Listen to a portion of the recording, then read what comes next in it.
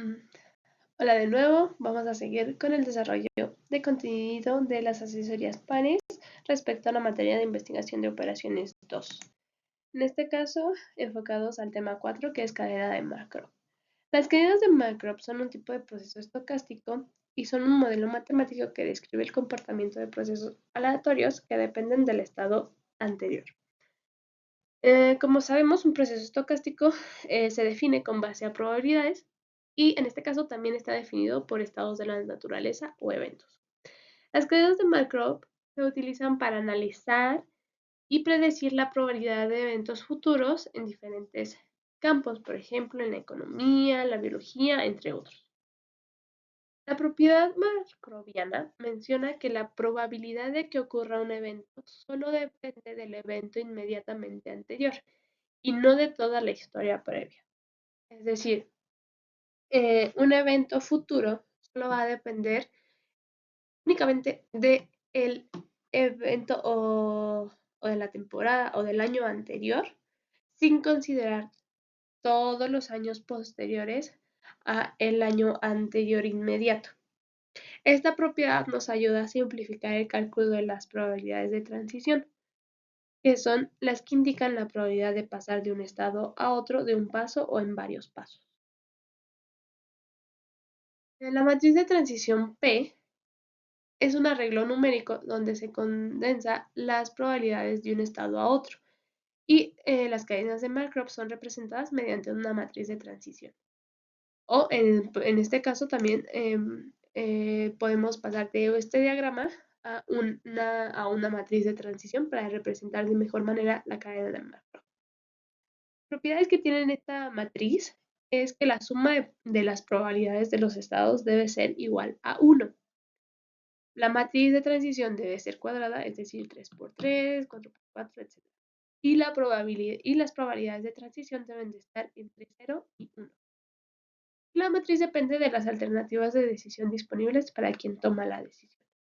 En este caso, en este diagrama, pues tenemos 3 estados y las flechas representan las transiciones que cada una lleva o le corresponde una probabilidad.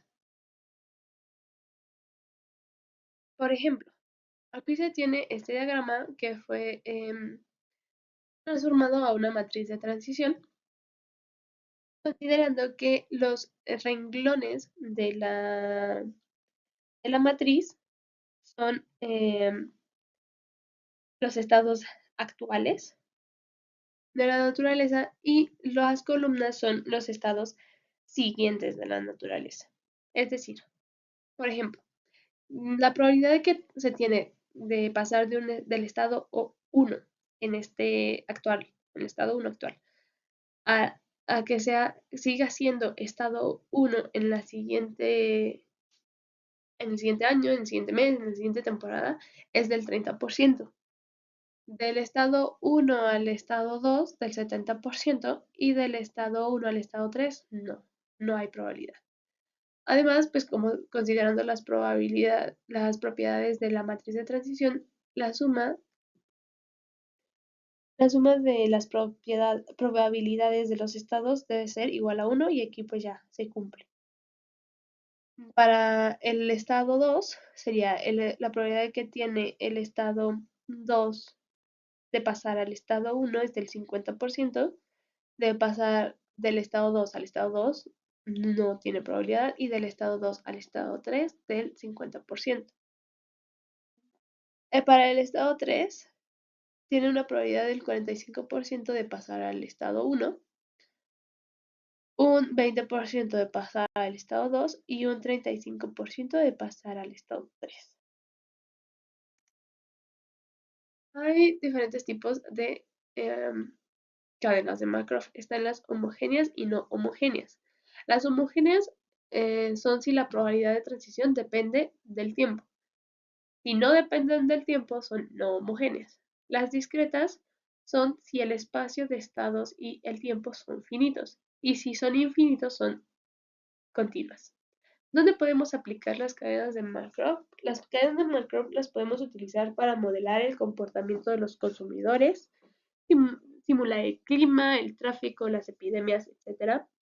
para optimizar procesos, recursos e incluso decisiones y resolver problemas de búsqueda, clasificación y aprendizaje. Un proceso estocástico, entonces ya vimos que es un proceso de Markov y un estado futuro depende solo del estado inmediatamente anterior, es decir, que dados los tiempos cronológicos, la familia de variables aleatorias serán un proceso de Markov si siguen la siguiente probabilidad que está dada por esta expresión, donde el dominio de estas variables se llaman espacio-estado y el valor de xn es el estado del proceso en el tiempo n. Además, los estados se pueden clasificar de diferentes maneras con base en la probabilidad de transición de pasar de un estado I a un estado J de la matriz de transición. Un estado J es absorbente si está seguro de regresar a sí mismo en una transición, es decir, que su probabilidad de pasar del estado I al estado J es igual a 1. Un estado J es transitorio si puede llegar a otro estado, pero no puede regresar desde otro estado diferente.